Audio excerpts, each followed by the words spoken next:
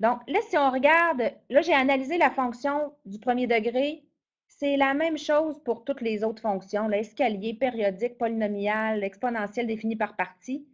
C'est toujours la même manière de faire. Ici, Patrick dit oui, c'est un rappel, il n'est pas en apprentissage, il révise ce qu'il a vu tout à fait. Mais la manière de faire nous montre donc qu'il n'y a pas de reconnaissance de la fonction parmi d'autres. Ça aurait été d'ailleurs une belle place pour commencer à introduire les autres fonctions qu'on va étudier ultérieurement pour voir justement s'il reconnaît elle est où la fonction du premier degré. Ça aurait été facile à faire, puis si on ne l'a pas. Quand on arrive dans les sections 1.1 à 1.5, c'est les nouveaux savoirs qui sont là.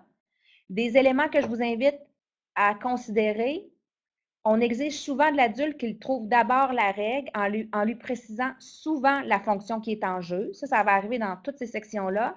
Puis ensuite, il y a une seconde question qui va l'inviter à trouver la valeur inconnue. Ce qui veut dire, en d'autres mots, substitue la valeur qui est donnée dans la règle que tu viens de trouver en A. Ça, c'est le vilain défaut d'intervalle. Ils le font souvent. Moi, si j'étais enseignante, là, je sais que ça se fait mal avec un cahier qui est déjà imprimé, mais je prendrais mon gros crayon feutre noir, là, puis je dirais vraiment, là, OK, les premiers coups, oui, tu les laisses, là, mais j'irais biffer le A qui dit tout le temps c'est quoi la fonction en jeu ou encore trouve la règle, parce qu'en tâche complexe, on ne fera jamais ça avec l'élève. Ou, dit autrement, on aimerait même ça en évaluation que ça ne soit pas fait. On sait qu'il y a certaines évaluations qui le font encore, mais on aimerait que ça ne soit pas de cette manière-là pour juger de la complexité d'une tâche. Il y a des belles tâches aussi qui sont proposées. Notamment, par exemple, où on demande encore de trouver le domaine, codomaine, abscisse à l'origine et compagnie, mais dans quelques problèmes, on demande, en tenant compte du contexte, de dire, mais ça veut dire quoi quand tu prends en compte le contexte? Donc, ça que je trouve, c'est vraiment bien fait. Il y a aussi quelques situations où l'adulte doit faire un choix. On lui propose 3 plans, puis il doit se positionner. Ça aussi, c'est une bonne idée. J'ai bien aimé aussi des situations qui peuvent être modélisées par partie, puis où l'élève doit représenter la situation graphiquement, trouver une valeur inconnue en tenant compte du contexte. Donc ça, c'est plus ouvert un petit peu. Il y en a quand même des belles qui sont là. Ce n'est pas très ouvert, c'est accompagné, mais il y a des belles tâches quand même. Si je poursuis dans la banque de situations. Donc là, je ne me rendrai pas jusqu'à la situation d'évaluation parce que vous allez comprendre en analysant que c'est toujours le défi. On revient au tout début, je vous ai donné le document d'auto-évaluation des stratégies. Ce document-là, bien, j'aimerais ça qu'il fasse partie du cahier, mais il n'en est pas. Puis dans le cahier, il n'y a pas non plus de petits pense-bêtes de stratégies pour attaquer les problèmes. C'est ce qui manque. Dans ce cahier-ci, on n'a pas ça, un travail qui est fait ou encore des petits mémos qui sont mis sur les pages pour rendre apparentes les stratégies de résolution à mobiliser. Donc, il faut comprendre que dans ce cahier-là, l'apprentissage des stratégies de résolution, c'est considéré comme un donné. Ce que je veux dire par considérer comme un donné, c'est comme si qu'en résolvant les problèmes proposés, l'adulte va donc apprendre les stratégies de résolution, ça va aller de soi. Mais si on prend conscience de tout le guidage qui est fait, il ne faut pas présumer que l'adulte va être capable de faire de lui-même tout ce travail de compartimenter. Ah, je pense que je devrais analyser d'abord. Je pense qu'ensuite, je devrais trouver ma règle. Ah, puis si je trouve ma règle, je vais pouvoir substituer. Ça, c'est un travail beaucoup plus important qui n'est pas très présent dans le manuel.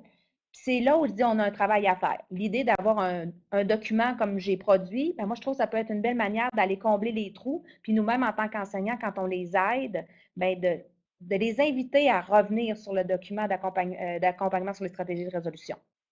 Donc, quand on regarde les banques de situations d'apprentissage qui sont proposées, le premier, on dit à l'adulte les fonctions qui sont en jeu.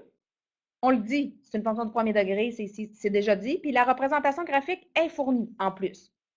Donc, pour moi, c'est pas vraiment. Outre le fait qu'il y en a plusieurs, là, ça se limite à là, à coordonner l'analyse de chacune, mais c'est pas très ouvert. Dans le deuxième cas, on propose 3 cas de fonctions partie entière. Ça, c'est intéressant. L'une qui représente en table de valeur, l'autre graphiquement, l'autre en mots. Puis ensuite, l'élève doit faire un choix. Donc, ces problèmes-là, si je les montrais, là. Donc, le problème 1, c'est celui-ci. Donc là, vous voyez, on a 3 cas. On a, dans une certaine région, on chasse le chevreuil. Les graphiques ci-dessous indiquent le mode d'attribution des permis. Donc, on le voit, on a ici une première fonction, une deuxième. Puis là, on demande à l'élève de déterminer le nombre de permis qui sera attribué pour différentes années. Donc, c'est une lecture graphique où on va chercher des informations dans les deux graphiques, finalement. Donc, on comprend que ce n'est pas si complexe que cela, mais ça nous permet quand même d'analyser, voir si l'élève est capable d'aller chercher des informations dans un graphique. Donc, à ce compte-là, ça serait bien. Moi, personnellement, cette situation-là, je la prendrais pour travailler mes stratégies de décodage. Pour aller, donc, il me semble qu'il y aura un bon travail qui pourrait être fait, comment tu t'y es pris justement pour aller chercher ces informations-là. Et ça pourrait être fait avec le problème 1. Le 2, si vous remarquez, c'est ce que je vous disais, programme d'accompagnement avec la table de valeur, l'autre avec le graphique, puis l'autre présenté en mots. Puis là, il doit dire, par exemple, s'il s'entraîne pendant 64 jours, il doit déterminer le meilleur programme, le programme qui est le plus adapté pour la personne. Donc, ça aussi, c'est un problème qui est intéressant. Moi, ça serait la même chose. Je me servirais de ce problème-là pour être capable de travailler mes stratégies de décodage. Quand on analyse dans la table de valeur, dans le graphique, puis en mots, comment on cherche nos informations. Mais ce n'est pas géré par le cahier, c'est à nous de le faire. Donc, il pourrait avoir un beau retour d'échange, discussion avec l'adulte si jamais il est coincé là, pour vraiment coordonner avec le petit document d'auto-évaluation. Si on continue avec le 3, le 3, c'est une fonction par partie qui est en jeu avec des règles partielles qui sont fournies. L'adulte doit procéder par manipulation symbolique pour retrouver les valeurs des paramètres. C'est celle-ci. Belle tâche ici. Il y a un bon travail d'algèbre qui doit être fait. C'est un petit peu particulier, je dois vous le dire, par exemple, parce que quand on cherche les valeurs de nos paramètres, quand on change de partie, notre nombre de poissons, c'est un nombre décimal. Donc, ça fait un petit peu bizarre parce que si on est à contexte, bien, ça ne devrait pas être une courbe qui est une courbe complète, mais ça devrait être des points, hein? Parce que ce sont des poissons qu'on cherche, mais des points qui finalement ne se rejoindraient pas à 20. Au temps écoulé, 20 semaines, bien, le nombre de poissons, il devrait renvoyer à rien parce que logiquement, on devrait représenter par un nuage de points puis non de courbe. Ce que de toute évidence, l'intervalle n'a pas vraiment pensé. Donc, si vous voulez la jouer en prenant en compte le contexte, bien là, vous pouvez montrer les failles qu'on a. Si vous voulez avoir une solution qui tient compte du contexte, bien là, modifiez la règle parce que ça ne marche pas. Puis sinon, bien, faites-le en faisant semblant, comme ça arrive souvent. Puis à la toute fin, bien, vous direz à l'adulte d'arrondir.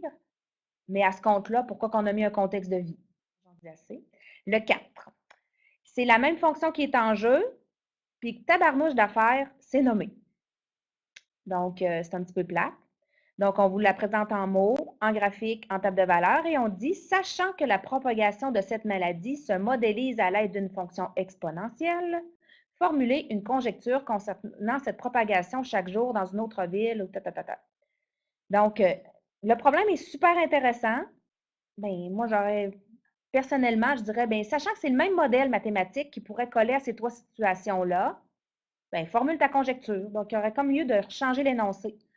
Moi, là, si vous voyez, là, j'ai arrêté ici, j'ai pas fait j'ai fait l'analyse des autres situations, mais j'ai arrêté de mettre des diapos comme ça pour grosso modo en revenir sur la même l'analyse globale qui est là. Si on revient avec, est-ce qu'on développe une compréhension en profondeur chez les élèves? Je trouve qu'il y a un bon travail qui est fait sur chacune des fonctions pour bien coordonner les registres de représentation. Ça, on le fait bien. Ce que je déplore un peu, c'est que dans les tables de valeurs, par contre, les valeurs sont toujours organisées avec le même pas. Si on choisit d'y aller, c'est la même itération toujours. Si on choisit des bons de 2, ce sont toujours des bons de 2. Si on choisit des bons de 1, dans la table de valeurs, ce sont toujours des bons de 1.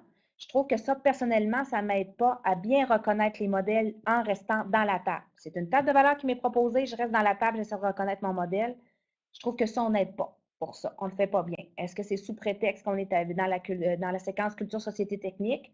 Peu importe les raisons, je trouve que ça, c'est pas bien fait. Si on se souvient dans nos épreuves, hein, toutes nos fonctions sont centrées à l'origine en secondaire 4, culture, société, technique. Mais dans les épreuves d'évaluation, on proposait, par exemple, d'y aller avec une année. On commençait en 1975, puis là, on proposait des valeurs à analyser, mais 1975 devenait, on pouvait le considérer comme étant le zéro, hein, quand on le reformulait autrement parce qu'on s'intéressait au nombre d'années écoulées. Mais ça, c'est un genre de jeu qu'on a vu dans nos épreuves que là, on ne fait pas du tout dans ce qui est proposé dans le manuel. C'est toujours bien centré 0-0. Puis vous remarquez, les couples de points qu'on veut analyser quand on est dans le graphique sont souvent, pour ne pas dire quasi toujours, donnés. Je pense qu'il y aurait ça aussi à penser, là, à modifier. Et évidemment, bien, le nombre de sous-tâches n'est jamais très grand.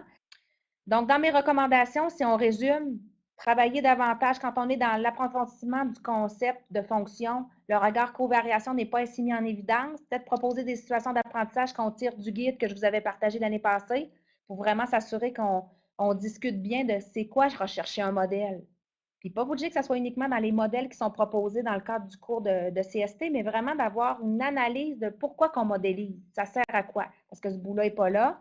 Proposer des cas qui ne font pas partie de la section en jeu. Si on est dans la section d'analyse de la fonction du premier degré, eh bien, proposer d'autres cas pour vraiment s'assurer que l'élève reconnaît bien, par exemple, que c'est une fonction de second degré, mais que ce n'est pas telle autre parce qu'il ne la reconnaît pas, par exemple, et dans ce qui est fourni. Il nous manque ça. Table de valeur moins ordonnancée, les couples de points qui sont fournis. Et évidemment, quand on a des tâches, s'il vous plaît, ne pas dire dans l'énoncé toujours quelle est la fonction qui est en jeu. Ça, c'est l'autre élément. Et petit a, petit b, petit c, ou petit a, c'est cherche la règle, petit b, c'est trouve la valeur associée, qui se résume à substituer. C'est bien qu'il y en ait, ça nous en prend, mais il ne faudrait pas qu'on en ait tout au long de la section. Ça, c'est ce que je déplore, c'est ce qu'on a actuellement dans l'intervalle. Ou, comme d'autres l'ont déjà suggéré, ben, il faut ajouter des problèmes. On n'a pas le choix, il nous en manque. Donc, si j'avais utilisé ce manuel-là, ce cahier-là, est-ce que je l'utiliserais? Oui. Mais par contre, j'ai nécessité d'aller soit modifier les tâches qui sont là ou proposer d'autres problèmes.